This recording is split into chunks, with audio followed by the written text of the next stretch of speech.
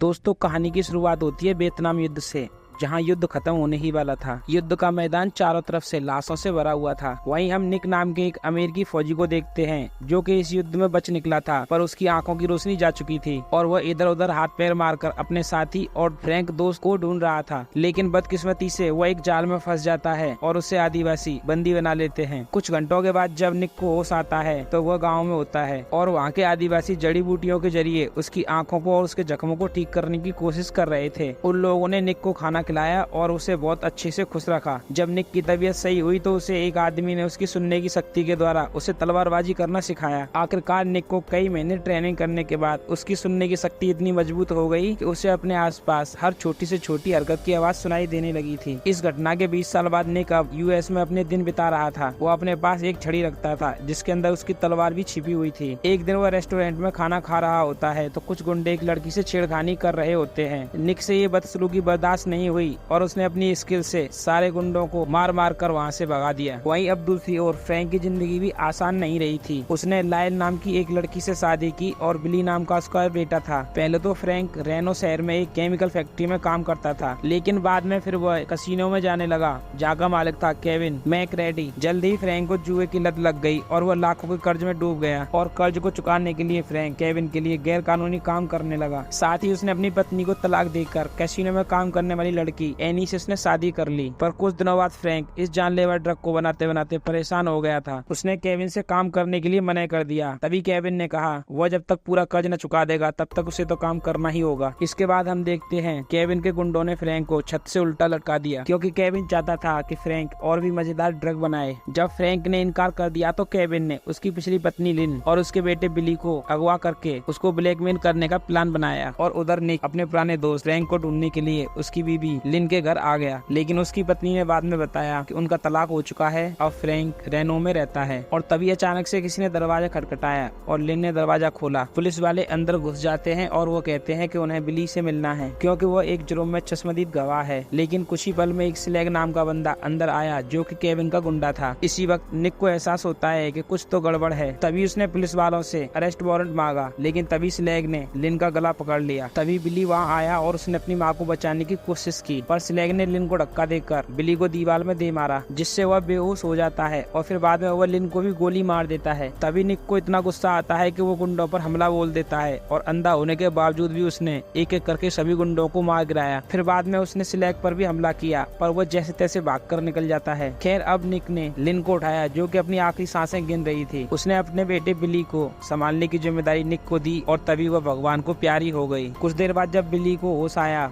तो वो उससे कहता है कि वो उसको लेकर उसके पिता से मिलने जा रहा है। जब बिली ने अपनी माँ के बारे में उससे पूछा तो उसने कहा कि तुम्हारी माँ बिल्कुल ठीक है और घर पर है। इसके बाद वो बस से रेनो की ओर निकल पड़ते हैं। उधर फ्रैंक ने लिन के मरने और बिली के गायब होने की खबर सुनी। तभी वह समझ जाता है कि इसके पीछे केविन का ही हाथ है, इसलिए वह ना चाहते हुए भी ड्रग बनाने के लिए मान जाता है। इधर निक और बिली की जोड़ी ज्यादा खास जम नहीं रही थी, क्योंकि बिली उसे पसंद नहीं करता था। बिली ने कई बार उसे अंधा बोलकर उसको चिढ़ाया। फिर उसने रात को निक का पर्स चुराने की कोशिश की तो निक को तुरंत पता चल जाता है और फिर भी निक उससे कुछ नहीं कहता। तब बिली को अपने पिता फ्रैंक और निक की फौज वाली तस्वीर मिली। तब बिली ने उससे पूछा कि वह अंधा कैसे हुआ। तब हम फ्लैशबैक में देखते हैं 21 साल पहले निक, फ्रैंक और उसके बाकी साथियों का वियतनाम में आखिरी दिन था और उन सबको सही सलामत वापस जाने की खुशी भी थी। पर इसी जश्न के बीच वियतनामी क्रांतिकारियों ने उनके बेस पर हमला कर दिया। तब उन्होंने प्लान बनाया कि निक उनके करीब जाकर उनको मारेगा और फ्रैंक उसको कवर देगा, लेकिन अचानक दुश्मनों ने दोनों तरफ से हमला बोल दिया और उनका प्लान उल्टा पड़ जाता है। तब फ्रैंक बाकी साथियों को बचाने में जुट जाता है और तभी उसके पास एक जबरदस्त धमाका होता है, जिसमें वह अपनी आंखों की रोशनी खो बैठा। इतना बड़ा हादसा होने के बावजूद भी निक के मन में फ्रैंक के लिए नफरत नहीं थी। खैर, अब नाश्ते के लिए उनकी बस एक गैस स्टेशन पर रुकी और बिली तुरंत दौड़कर फोन बूथ पर जाता है और अपनी माँ को फोन करता है। तभी निक ने उसे रोक दिया और उसे उसकी माँ के बारे में सब कुछ सच सच बता दिया। ये सब सुनकर बिली को बहुत बड़ा झटका लगता है, क्योंकि वो अभी तक यही सोच रहा था कि उसकी माँ घर पर सुरक्षित है। वह इस इस दुख को झेल नहीं पाया और तुरंत खेतों की ओर दौड़ पड़ता है। निक भी खेतों की तरफ दौड़ा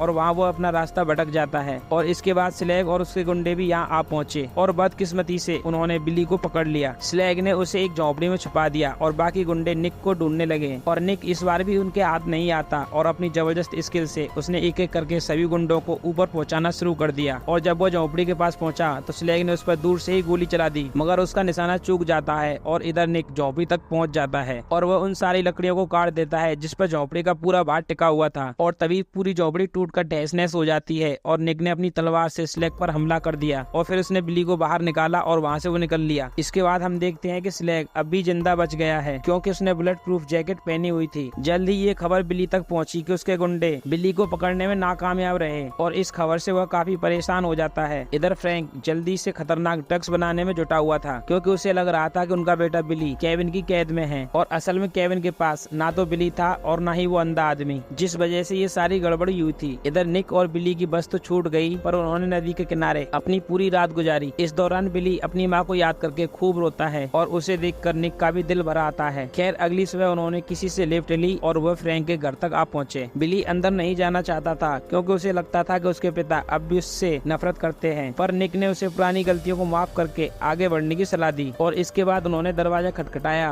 तो एनी ने दरवाजा खोला और वह उन दोनों को घर के अंदर ले आई और जैसे ही वो घर के अंदर आते हैं तभी निक को ऐसा एहसास हुआ कि यहाँ कुछ गड़बड़ी है। तभी केविन के गुंडे लायल और टेक्टर ने निक पर हमला करके उसे बेहोश कर दिया और बिली को रस्सी से बांधकर उन दोनों को वैन के पीछे बंद कर दिया। इसके बाद वो एनी को लेकर वहाँ से निकल पड़े और ये सब एनी को मजबूरी में करना पड़ रहा था और वैन रास्ते में चली रही थी कि निक को होश आ जाता है। तभी उसे अचानक जोरदार आवाज आती है और इससे पता चलता है कि ट्रैक्टर ने उसकी छड़ी वैन से बाहर फेंक दी और वह बिली से उसकी लोकेशन ध्यान करने के लिए कहता है। इसके बाद उसने अपनी जेब से लाइटर निकाला और वहाँ रखी एक बोरी में आग लगा दी। जल्द ही वैन धुएं से भर गई और लायल ने वैन रोकी और पीछे का दरवाजा खोला। इसी मौके का फायदा उठाकर निक ने उन दोनों गुंडों पर स्प्रे छिड़क दिया और तभी एनी ने ड्राइवर सीट संभाली और निक और बिली को लेकर रेनो की ओर चल दी। कुछ देर बाद वो निक की छड़ी ढूंढने के लिए सड़क पर उतरते हैं और निक की छड़ी खुशकिस्मती से मिल भी जाती है और तभी अचानक गुंडे उनका पीछा करते हुए वहाँ पर पहुँच जाते हैं और हड़बड़ी ने निक ने स्टीयरिंग सीट संभाली और बिली उसे रास्ता समझाने लगा और जल्दी वह रोड पर आ गए और निक ने बड़ी चालाकी से गुंडों की गाड़ी ट्रैफिक में भिड़ा दी। इस वजह से वह सेफ निकल जाते हैं। इसके बाद एनी निक और बिली को अपनी दोस्त कॉलन के घर लेकर आ जाती है ताकि वो सब यहाँ सेफ रह सकें। उन्होंने वहीं पर रात भर आराम किया और अगली सुबह निक ने लास वेगास जाकर केविन से अपने दोस्त फ्रैंक को बचाने का फैसला किया और लास्ट पल में बिली ने निक को अंकल कह के पुकारा। इससे निक समझ जाता है कि वह उसे प्यार करने लगा है और तभी निक ने वादा किया कि वह फ्रैंक को वापस लेकर ही लौटेगा। इसके बाद हम देखते हैं निक लास वेगास पहुंचकर केविन के कैसीनो में पहुंचा। उसने वहां केविन को कहते हुए सुना कि आज रात को वो फ्रैंक को जान से मार देंगे क्योंकि उन्हें जितनी ड्रग्स की जरूरत है इतने ड्रग्स फ्रैंक बना चुका है। और फिर बाद में जब केविन अपने घर गया तो निक वहीं पास में ही छुप गया और उसने बड़ी चालाकी से एंट्री कोड याद भी कर लिया और इसके बाद वो कैसीनो में जाता है और लगातार प्रत्येक गेम जीतने लगता है, जिस वजह से उसके आसपास काफी भीड़ इकट्ठी हो जाती है। जल्दी कैसीनो के सिक्योरिटी गार्ड ने आकर निक को अपना सारा पैसा रोलेट की गेम में डालने की चुनौती दी, लेकिन असल में वह इलेक्ट्रॉनिक रोल की वजह से बेईमानी करने वाले थे और वह सारे पैसे गेम में लगा देता है और तभी वो सारे पैसे हार जाता है। और तभी उसने सुनने की शक्ति से सिक्योरिटी गार्ड की जेब में बजी घंटी की आवाज सुन ली। उसने एक ही झटके में अपनी तलवार के बार से गार्ड की जेब काट दी, जिससे सबके सामने उनकी चीटिंग डिवाइस का पर्दाफाश हो जाता है। इसी वजह से चारों ओर भगदड़ मच जाती है और निक इसका फायदा उठाकर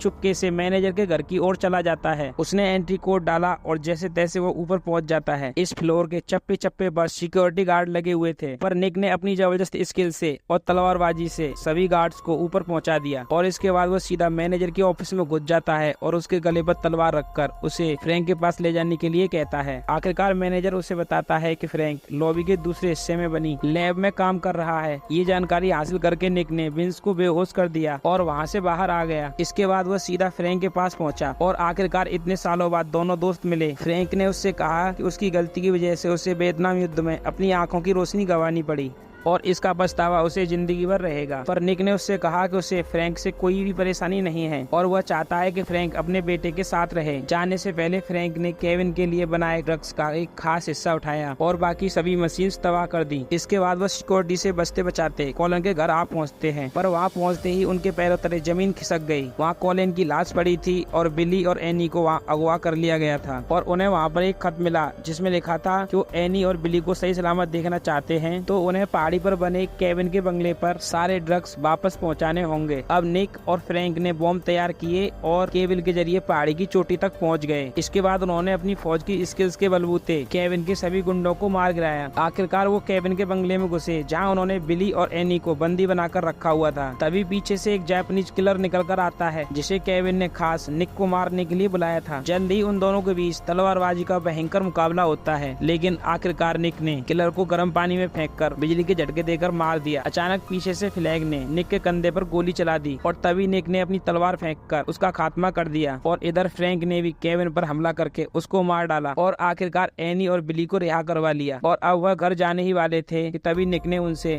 साथ में जाने के लिए मना कर दिया और अचानक उसने निक को अपने गले लगा लिया और निक ने उसे हमेशा अपने परिवार का ख्याल रखने के लिए कहा। और दोस्तों मूवी यहीं पर खत्म हो जाती है। अगर आपको मूवी का एक्सप्लेनेशन अच्छा लगा हो तो हमारे चैनल को सब्सक्राइब करके बेल आइकन को जरूर दबा लें ताकि वीडियो की नोटिफिकेशन सबसे पहले आपको मिले।